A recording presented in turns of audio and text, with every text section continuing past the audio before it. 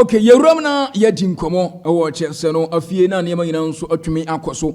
Now, Facebook no sono fa comment ne to onye ne ba na kwabena ensanto or say more fire or da kwato chesono comment section on Facebook no so Jerry Johnson or say you are doing greater young sen Kitwana Collins Emeka Obin Chinedu or say Chelsea all the way say Chelsea eyezu eyeza say Chelsea for me and this one is that Chelsea for joining and this that ben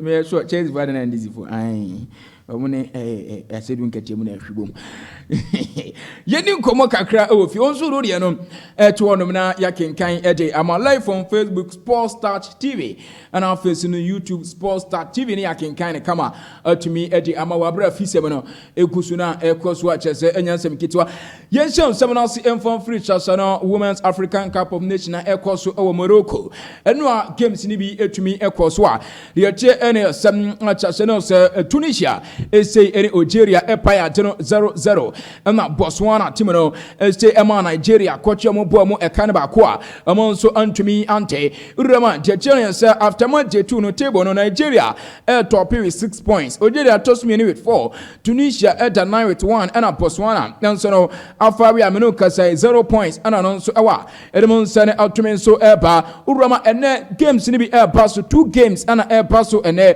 the Black Queens of Ghana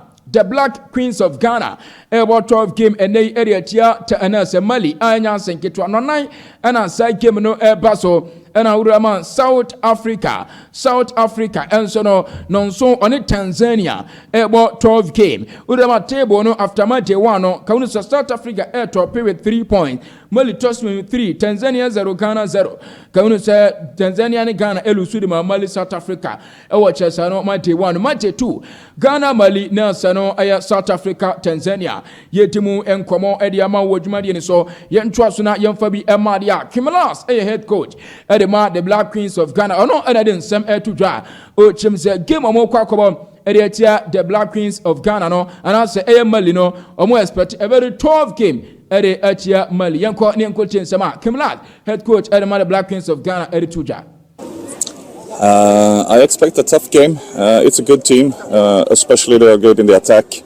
So it's going to be difficult for our defenders. But in the same time, I believe that we are a better team.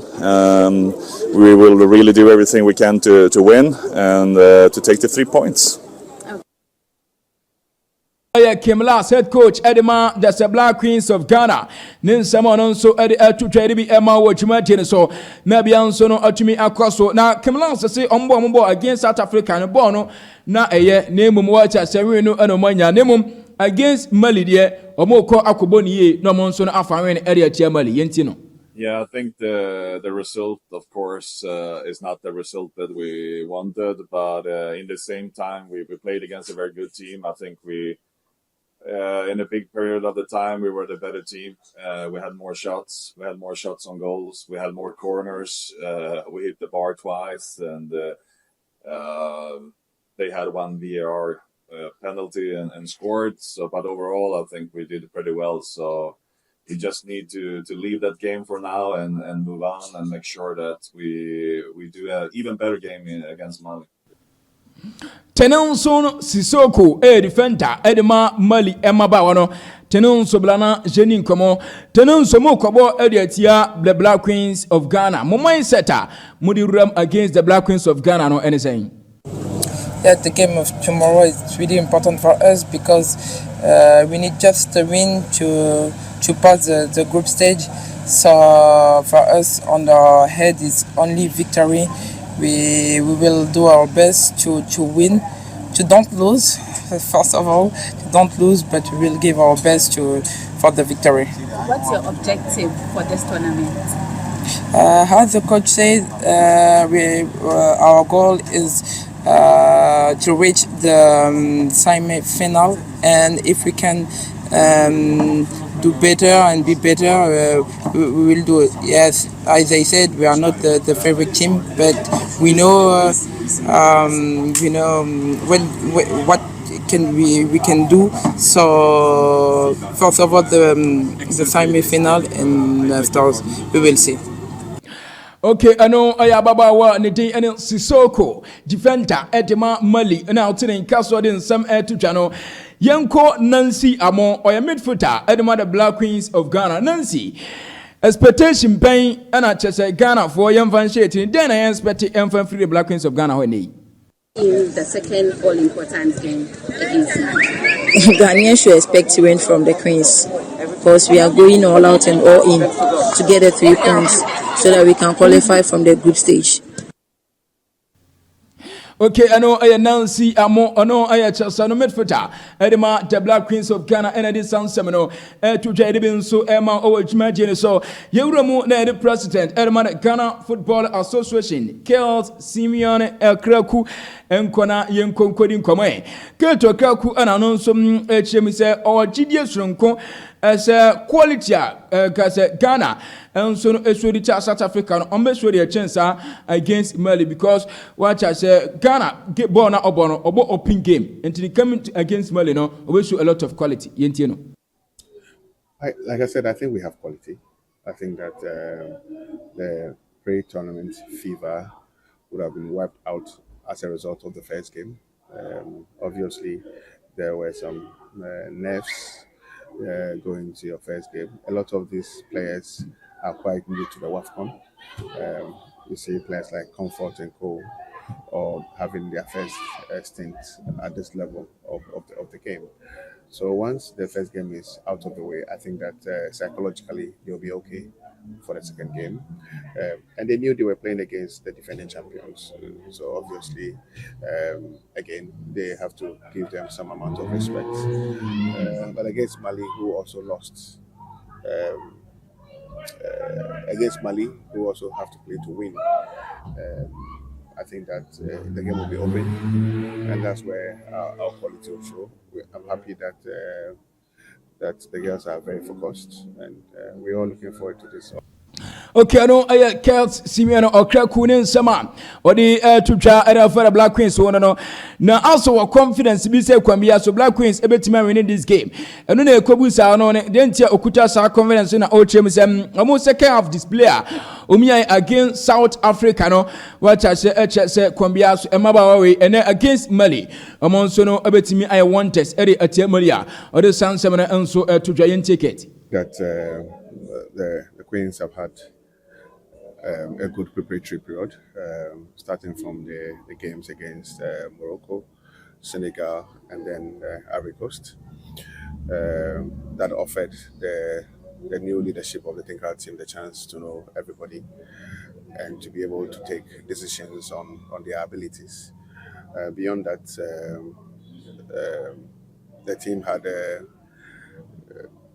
2 weeks preparations prior to the WAFCON. And I think that has come to help a lot of the girls to be in good shape, given the fact that some of them had run out of their contracts, some of them had finished their seasons, and it was primarily off-season for a lot of them. So that pre-WAFCON training camp came in handy, so to say, for them. Now going to the first game, obviously we knew it was a tough one. The last time we were at the WAFCON was in 2018, where we exited at the group stage. And given the fact that we're playing against the defending champions, it was always going to be a tough one. And here, Kels Simeon Kraku Chelsea GFA president, and I watching in Kase or in some to Jadia for the Black Queens of Ghana. And I didn't send me to say Munkai Namon Fan to meet as a Ghana Football Association. Oh, very good relationship with Sports Minister Kofi Adams. It should be in your muntem. I think so far it's been okay. We have a very good relationship with the sports minister, and we're working day in, day out to find solutions, not only to the Black Queens, but to Ghanaian football. I've always said that no MA in our part of the world can survive without expert support from government. And it's very, very important that we always work closely with government to ensure that we have answers to the many questions that confront football in our country. And and I think that the relationship we have with the current minister will come in handy. And here, Kelt ES Okraku president at the Ghana Football Association Sama, and also to me at the Tuja. Now, Anua and the Beto Chasa Star Times Ghana. And so Asha Sia, ono Nikana or Ghana Football Association, and also $800,000 no, was out say O3S Canum at the Ghana Football Association from Omo previous broadcast zella, among so any Ghana Football Association, as I hear, and someone's about Ghana Premier League. No, now according to Football Association, no, failure someone's agree among new terms, almost saying from a start time, no, inability to pay the remaining balance, no, from original $5.25 million contracts or moments no signing a year in 2020. Now Kaunu Sam Diatia as a 5-year broadcast partnership between Star Time and GFNO spy ahead of just ended Nelson Liga and also a course no watch us in the absence of someone so a Star Time and say don't know on renew Entina Kwakobase. I was a Ghana Football Association penny and so a Romana Omujo Bisika enti Kwakobase ne ka no modi omono and omonsu kuswa omutra kan edimo se semeno ka say station se kuta right no monso no etwa ne kakra na se Alpha TV era office no Globe TV a edimo enkwama no enso atumi ema owoye dwumadie no enso na urama PRO edema Nelson Star Times e fen Eli Kondo ono ana ne anuanom sport for di nkoma na o chem se enei wa cha se tientia Ema chesono omo broadcast na se payment no to the Ghana Football Association edile eni yenko tie nkoma ekos ne nsema ono nso edetudwa. Yeah, 100% correct. 100%. But where from the delay in settling the FA? Okay, so delays because you are investing into broadcast fees. You are paying excess over 1 million every season for the broadcast fees.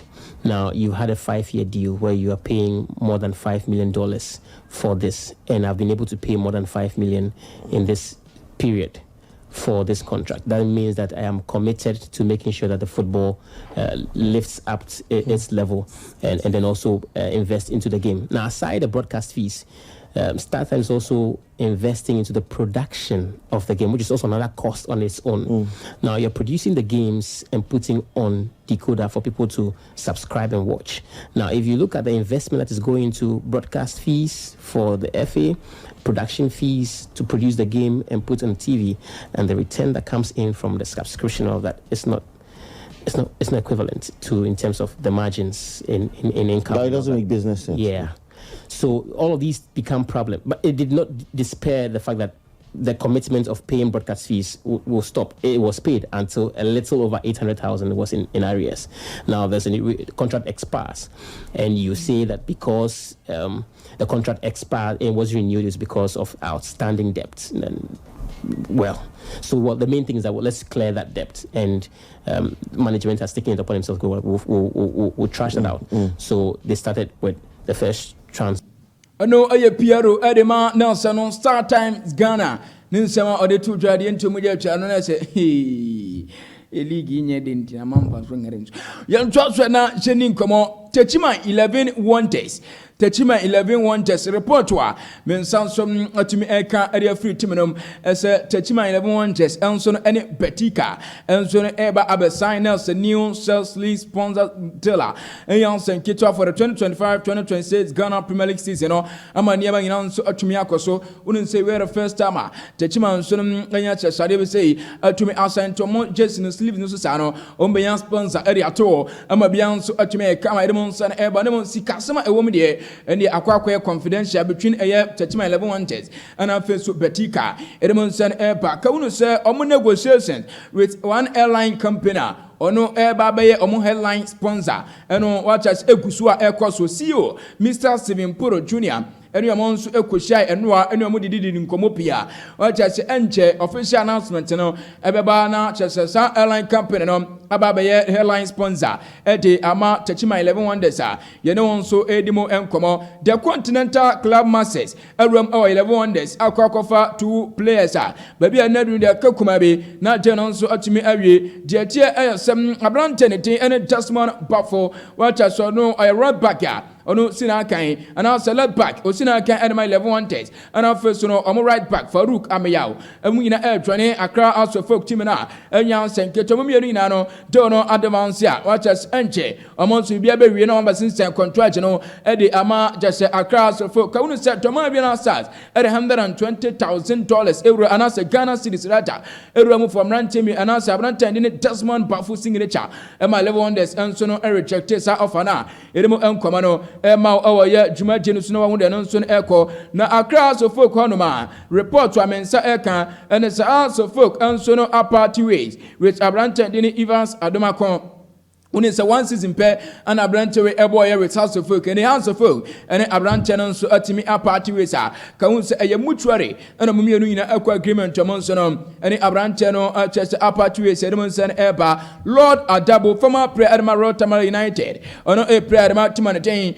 and it chest FC Samates 1996 report to amensan some atumi eka and say Sabrante we joining Kumasi Asante Korokwa menu kesona nkwanso ora Kumasi and akwa sign a contract no na bia nso atumi akoso final documents ne so mbase engine ene na mo nso asensan contract personal terms the my settled akodi aka between teams no omunya chese new documents ni wia the pen ebesi nkrata so no wasensan contract no eti ama aye Kumasi Asante Kodokwa minimum san eba new midfielder every new Odibias eba ni dini Philip Amo oba odwani Kumasi Asante Kodoko abuye adwuma no atumi edi ama Kumasi Asante Kodoko eti going to Africa no koroko onkodi agro koroko ani abreburuta se kwambias also ko ebinteno the sese anosan Philip Amo adwani Kumasi Asante Koroko team no from New Edibiasia edem nsane eba na chesano ye January announce Director General Edema National Sports Authority chese ya Ampof Ankra ono anadin sam etudwa o chimse December Accra Sports Stadium ebe wosu 3 international event without doubt no ko we are seeing announce atuma fate chese the recent last no just a legacy rice boxing now so fiesta ono so ekọ so Sharaf Mama His Excellency John Dramani Mama ne bano you know watch us a great advertisement the ama chese Ghanaian sports wa and also amamo yamonso no 3 major event ewo Accra Sports Stadium amonso ebe hosia anya senkeche demonsen no enso atumi eba ma niama nyina atumi nso akoso na yedi bi nso ema kama no see us now omo wapchese abotoye mo omo wachese no atwenye ma omo twen ese Accra so anansa ne Kumasi Sunday Koroko eni bibia ni go size edi biaya omo person mo nso no esio makan ebeba officially omo ntwo bibia emfa ma eni sini se Ombeso moko babara ananso mo no epeso moko eyete babia ananse ebia Accra Sports Stadium ananso mposo moko bono ha na ansa ha omo yamfa bibia san ma no mo atwenyema omo twense Koroko ana fesu bibia ni go stars ere omo venu no beba ere mo nsen eba obeka no amenu di komo eka trust as folk ahwe no mo nsem komo president director ro no ono ma former general manager ere ma ye nsuatema Eric Alage Dede enei chese Olympics asio machi ensa cheni na ese Olympics appoint Eric Alage Dede as the new general manager. Anyone send enso atumi eba Eric Alage Dede. Ene wa twani Olympics ya enya senketo abin ruta ewa adwuma nka as pen na be yon manimum amfa club licensing committee ese yenkama wiase ina asonfante as 2025-2026 na se Ghana Premier League and Division 1 League stadium inspection no ebe start July 11 into ya club na utiana watoto niema yententens ko enche omo ehya kak na academy ewo tesusua na ototo niema ye Coronation Park ne de aye ne de wanya nioma ntentema ayizo ko bogi no abifufro yasa